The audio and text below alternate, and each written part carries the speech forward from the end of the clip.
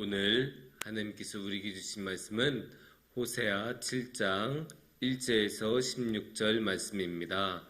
호세아 7장 1절에서 16절 말씀입니다.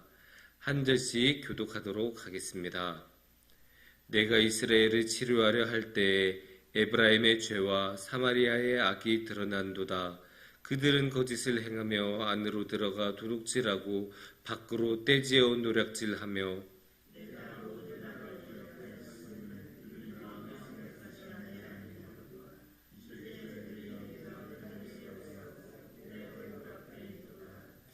그들이 그 악으로 왕을 그 거짓말로 지도자들을 기쁘게 하도다.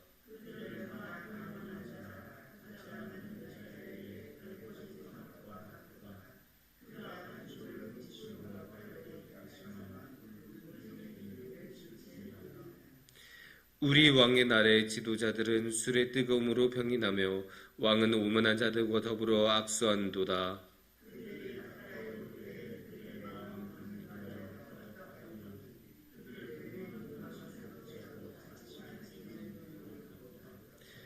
그들이 다 바다같이 뜨거워져서 그 재판장들을 삼키며 그들의 왕들을 다 엎드러지게 하며 그들 중에는 내게 부르짖은 자가 하나도 없도다.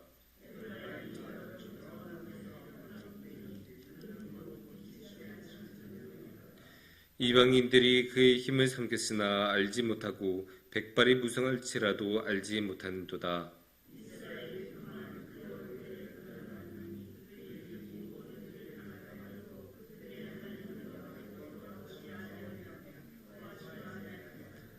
에브라임은 어리석은 비둘기같이 지혜가 없어서 애굽을 향하여 부르짖으며 아수르로 가는도다.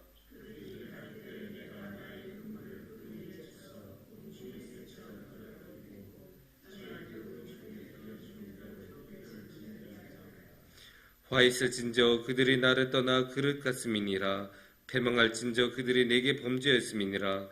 내가 그들을 건져주려 하나 그들이 나를 거슬러 거짓을 말하고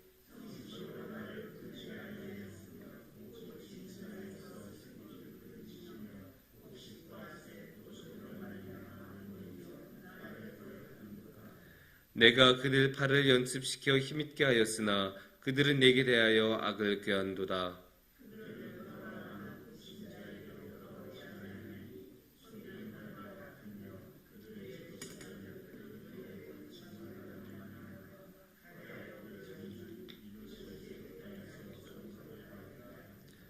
아멘. 성도님들, 우리가 살아가면서 항상 잘하기는 어렵습니다. 우리도 이제 사람인지라 체력이 떨어질 때도 있고 집중력이 떨어질 때도 있고 그러다 보면 잘 못하기도 합니다. 근데 그럴 때 중요한 거는 그렇게 좀 잘 못했을 때 잘 조정해서 자신을 잘 돌아보고 그래서 다시 잘할 수 있도록 회복하는 것이 중요합니다. 야구 선수들을 생각해 보면 야구 선수들은 이제 1년의 시즌이 길거든요. 140경기가 넘게 하고 대충 5개월, 6개월간 한 시즌을 이제 치르다 보면 당연히 잘할 때가 있고 못할 때가 있고 신체적으로 컨디션이 좋을 때가 있고 나쁠 때가 있고 이렇게 항상 오르락내리락 합니다. 근데 그럴 때 중요한 게 무엇이겠습니까? 이렇게 딱 내려왔을 때 다시 올라오도록 몸을 회복하고 잘 조정하는 것이 중요할 것입니다. 그런데 이렇게 다시 좋아지는 것은 절로 되지 않습니다. 그래서 야구 선수들은 항상 기준을 삼습니다. 예를 들어 몸무게는 항상 80kg를 넘지 않도록 딱 기준을 삼기도 하고 또 어떤 선수들은 좋을 때의 타격폼을 영상으로 잘 찍어놔서 손의 위치는 어디에 되고 어느 방향으로 나아가서 끝까지 이렇게 휘둘러야 된다. 이런 식으로 기준을 하나씩 다 잡아놓습니다. 이 기준이 없으면 어떻게 되겠습니까? 다 중구난방이 되겠죠? 그래서 몸 상태도 항상 일정하게 하기가 힘들어지고 어떻게 해야 될지 몰라서 헤매기가 일쑤입니다. 신앙도 크게 다르지 않습니다. 신앙도 우리가 살아가면서 항상 좋을 수는 없습니다. 그래서 우리가 사람으로서의 한계가 있다 보니까 잘할 땐 당연히 하나님께 열심히 찬양드리고 기도드리겠지만 우리가 신앙적으로 이렇게 처지고 내려갈 때가 있습니다. 그럴 때는 어떻게 해야 되느냐? 다시 하나님을 찾고 하나님께 나아가야 되겠습니다. 그러면 당연히 여기서도 조정을 하기 위한 기준이 필요할 것입니다. 여기서 당연히 기준은 하나님이 될 것입니다. 그래서 우리가 얼마나 하나님을 잘 바라보느냐, 얼마나 우리가 주님의 말씀을, 하나님의 말씀인 성경을 얼마나 잘 신뢰하고 하나님의 말씀에 따라서 잘 사느냐, 그런 것들이 기준이 될 것입니다. 또 이제 얼마나 예배를 잘 드리고 얼마나 기도를 잘 하고 있고 이런 것들이 다 기준이 될 수 있을 텐데 그 모든 기준의 핵심은 어디까지나 하나님이 될 것입니다. 그래서 우리가 얼마나 하나님을 마음에 잘 품고 있느냐를 중심에 두고 봐야 하는데 그런 거에 관한 좋은 예가 오늘의 말씀이 될 것입니다.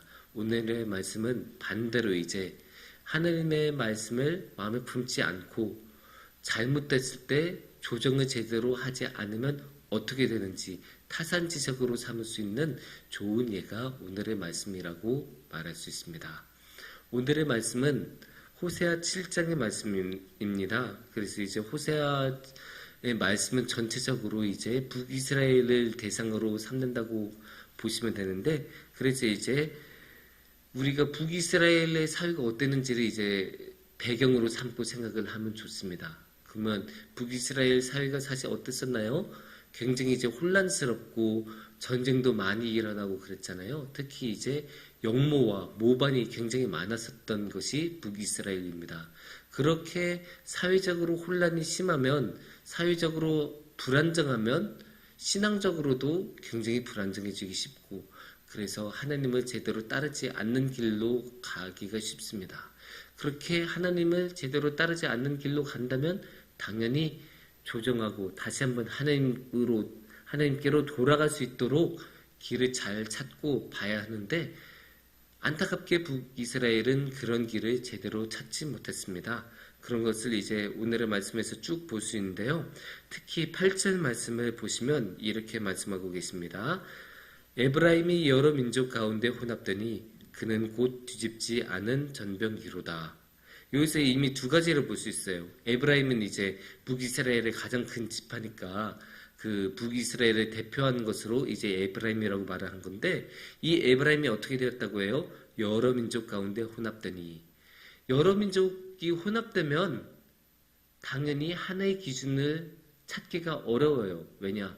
여러 민족들이 이미 혼합이 되어 있으니까 각자 자신의 출신대로 살아갈 것이 아닙니까?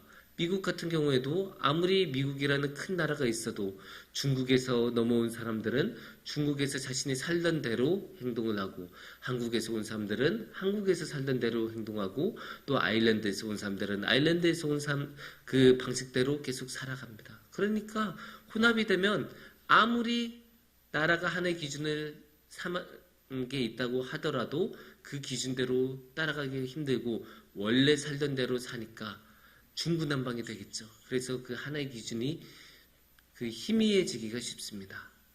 또 한 가지를 이제 8절에서 본다면 8절에서는 그는 곧 뒤집지 않은 전병이로다 라는 말씀이 나오죠.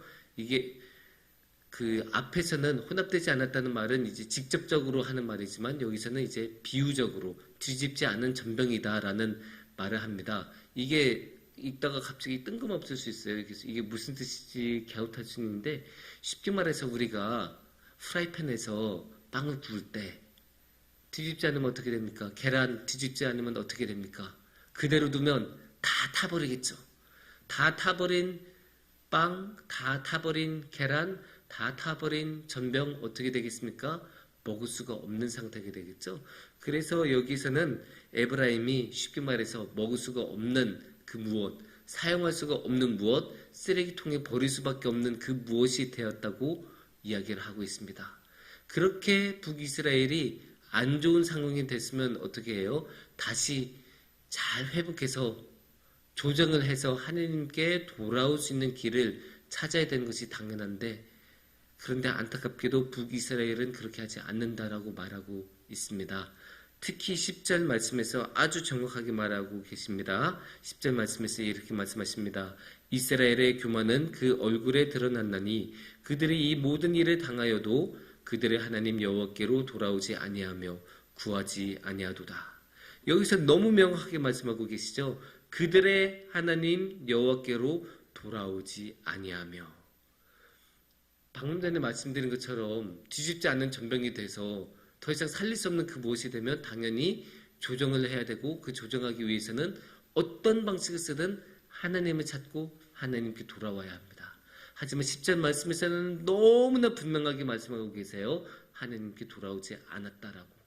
이렇게 하나님께로 돌아오지 않으면 당연히 조정이 되지 않습니다. 그런 것들을 이제 그 뒤에서는 계속 다시 이야기를 하고 있어요. 반복해서 13절 같은 경우에서는 이렇게 말씀하십니다. 화 있을진저 그들이 나를 떠나 그릇 같음이니라. 패망할진저 그들이 내게 범죄였음이니라. 내가 그들을 건져주려 하나 그들이 나를 거슬러 거짓을 말하고. 여기 보면 정말로 답이 없는 모습이 나오죠. 이스라엘 그 민족이 하나님을 떠나서 갔다. 이거부터 이제 잘못됐는데, 그래서 그들이 하나님 앞에서 범죄한 것부터 잘못됐는데, 하나님께서 그들을 도와주려고 했을 때 어떻게 했다고 해요? 거슬러서 거짓을 말했다라고 말씀하십니다. 하나님의 뜻에 따르지 않고 하나님의 뜻에 반대 방향으로 가고 하나님 앞에 당당하게 거짓말을 말하는 그런 모습을 보였다고 13절에서 말씀하십니다. 그리고 이제 계속해서 말씀이 나오는데 14절 말씀을 보시면 이렇게 말씀하십니다. 성심으로 나를 부르지 아니하였으며 오직 침상에서 슬피 부르짖으며 곡식과 새 포도주로 말미암아 모이며 나를 거역하는도다. 여기서도 또 하나님을 거역한다고 말씀을 하고 계시죠. 또 15절을 우리가 계속 보시면 내가 그들 팔을 연습시켜 힘있게 하였으나 그들은 내게 대하여 악을 꾀하는도다. 하나님께서는 전심을 다해서 이스라엘을 지켜주고 도와주려고 하시는데 이스라엘은 어떻게 했다고요? 하나님께 악을 꾀했다고 합니다. 이렇게 하나님께서는 모든 것을 다하여 도와주시려고 하고 지켜주시려고 하는데 그 모든 것을 이스라엘 민족은 뿌리치고 반대 방향으로 가고 거짓을 하고 악을 꾀한다고 합니다. 이렇게 하니까 당연히 좋은 결말이 나오기가 어렵습니다.